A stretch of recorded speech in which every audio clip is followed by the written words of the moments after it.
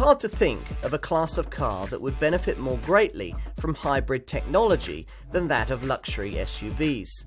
Yet only Lexus got on and delivered one that made this possible. Their RX 450h offers running costs low enough to make purchase of this kind of car feasible for buyers who previously couldn't have considered one. Improvements to its road-going experience now complete a tempting package. Time to readjust your thinking. Here apparently is a big petrol-powered, planet-polluting 300 brake horsepower luxury SUV weighing nearly 2.5 tonnes. Behind it is an economical little 1.4 litre 85 brake horsepower super mini. One gets you Greenpeace hate mail, the other almost qualifies you for Friends of the Earth membership. So what if I was to tell you that both these vehicles record almost identical fuel consumption figures, and that, more importantly from a taxation point of view, their CO2 emissions figures are almost exactly the same as well? Now your first reaction to that might be to wonder whether super minis have got a lot thirstier and dirtier since last you looked, but no, this one records around 45 miles to the gallon on the combined cycle and puts out no more than about 140 grams per kilometre of CO2, as does this Lexus RX 450h. Shocking, yes, isn't it? But then that's hybrid technology for you. While other manufacturers are still experimenting with it, Lexus is already into the second hybrid generation of its RX luxury 4x4. Now the original RX 400h, launched in 2005, was certainly clever, but it was a car that you bought for reasons of taxation and luxury rather than driving enjoyment. This one sets out to offer the complete package. So get in, luxuriate in the beautiful leather seats, admire the commanding SUV-style driving position and push the starter button to be greeted by nothing. The engine's running all right, it's just that at this point it's doing so under battery power alone, and if you have a gentle right foot, that's all it will continue to use at speeds of up to 30 miles an hour until the 3.5 litre V6 petrol engine kicks in. But before I go any further, time perhaps for a recap on hybrid technology. In case you're still unfamiliar with it, it's a method of power that uses the combination of internal combustion petrol engine, no diesels yet, and electric motors. Now the petrol unit in question is the 246 brake horsepower 3.5 litre V6 that I've just mentioned, larger in capacity and more efficient than the 3.3 litre V6 unit used by the previous RX 400h. It's supplanted by not one but two electric motors, one located on each axle. The first 167 brake horsepower unit sits on the front axle, driving the front wheels. There's then a smaller 68 brake horsepower motor located at the rear, and it's then able, somewhat nominally, to make this Lexus into a four-wheel drive car, albeit one with a very pronounced frontward power bias. Now these motors enable power generated during deceleration or in the engine's excess to be stored in the batteries that are located under the rear seats. Like most hybrids, the car can be driven with electric motors only, as it is from start off, with just the engine, as under harsh acceleration, or more usually with a combination of both. Refinement is outstanding, even when the engine's going, but then RXs were always quiet. Where this car has really needed to take a step forward is in the ride and handling department, an area where its predecessor lagged way behind the most agile class leaders. In an effort to put things right, all models feature Lexus's VDIM, Vehicle Dynamics Integrated Management, which controls and distributes power from the complex drive system. More importantly, there's a choice of no fewer than 3 different suspension variations. Base models have a normal coil spring setup, but there's also the option of Lexus's new active stabilizer system, essentially a set of electronic roll bars that claim to be able to reduce body roll by up to 40% through the corners. An alternative for better heeled buyers interested only in improving ride quality is the air suspension setup that I've got fitted to this particular car, With it, you can actually change the ride height of the car via this button down here. Now, it would have been unreasonable to expect all of this technology to instantly have turned this RX into a BMW X5 Beta. It doesn't. What it does do is make this a car you can feel far more confident in when you're on a twisting secondary road late for a meeting with a long cross-country trip to accomplish.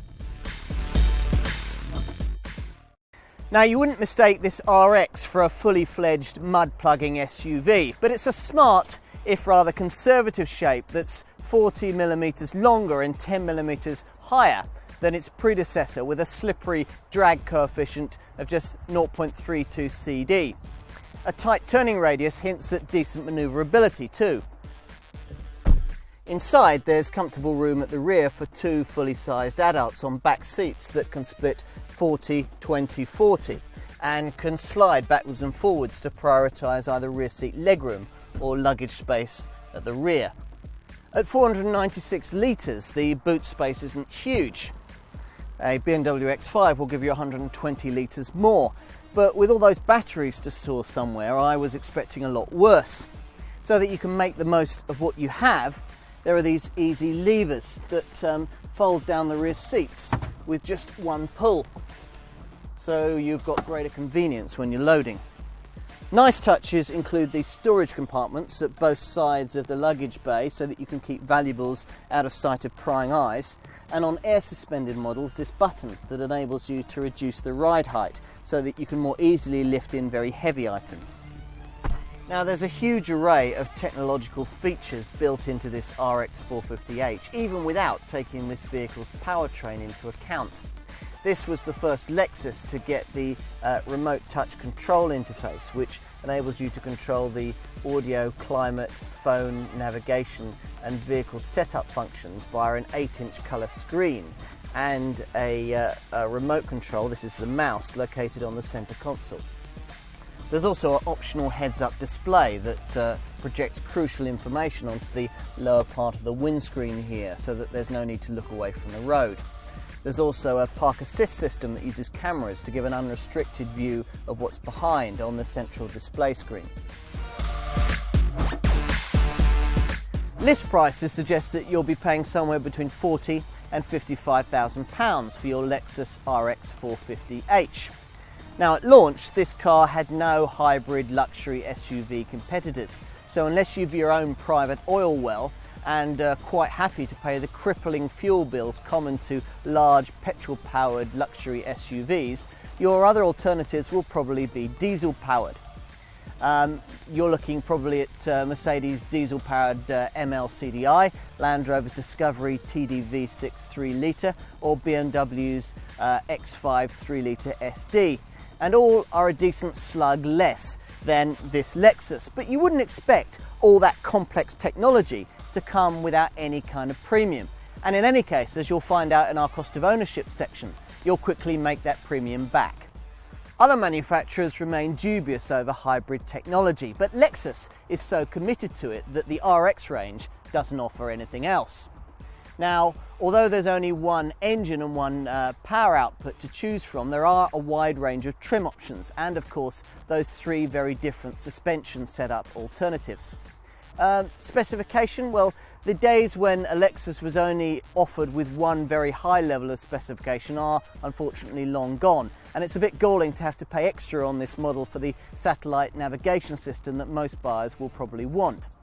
Still, most of the features that you'd expect on a vehicle of this class are all present and correct, including climate control, a 9-speaker, very smart stereo system, alloy wheels, Bluetooth phone compatibility, and automatic wipers and headlamps. Now, every manufacturer these days tells me how proud they are of their safety credentials, but with this car, Lexus really does have cause to be.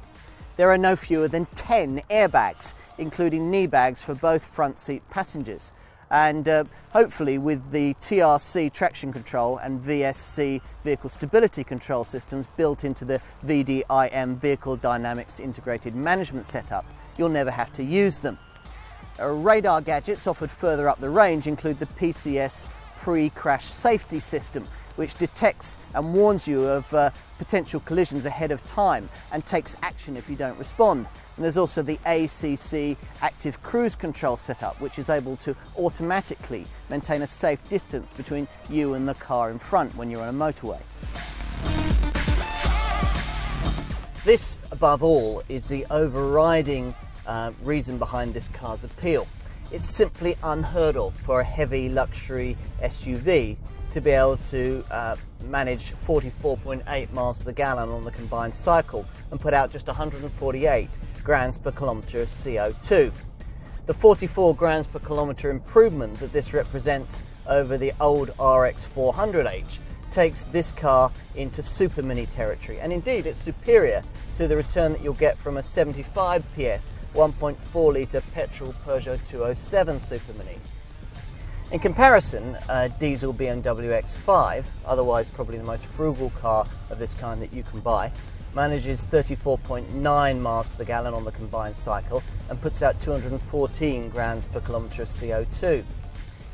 A Land Rover Discovery 3 litre TDV6, meanwhile, manages just 30.4 miles to the gallon on the combined cycle and 244 grams per kilometre of CO2. And the Solihull company is actually quite proud of that. They might well be, but if you're a higher rate taxpayer, it's you that'll have to shoulder an annual tax burden that'll be about £4,000 more if you choose the Disco over this Lexus. And it gets better.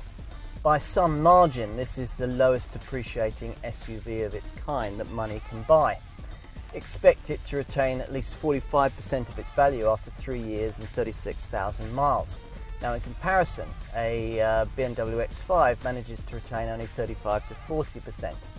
RX 450h insurance is pitched at Group 17. Now, this isn't the most capable luxury SUV you can own. It isn't the sportiest to drive, and it's expensive to buy. But despite all that, it's the only one an increasing number of well-heeled buyers can justify having. Once you've bought the thing, after all, its running costs are hugely less than even the most frugal of its diesel competitors. While other manufacturers dithered over hybrid technology, Toyota's Lexus division got on and developed it. Their first hybrid RX model was an impressive achievement, and this one adds a significantly improved driving experience to existing strengths of luxury, refinement, and a high specification. Best of all, perhaps, it's the only car of this kind you can drive with a clear green conscience, and that's something it's hard to put a price on.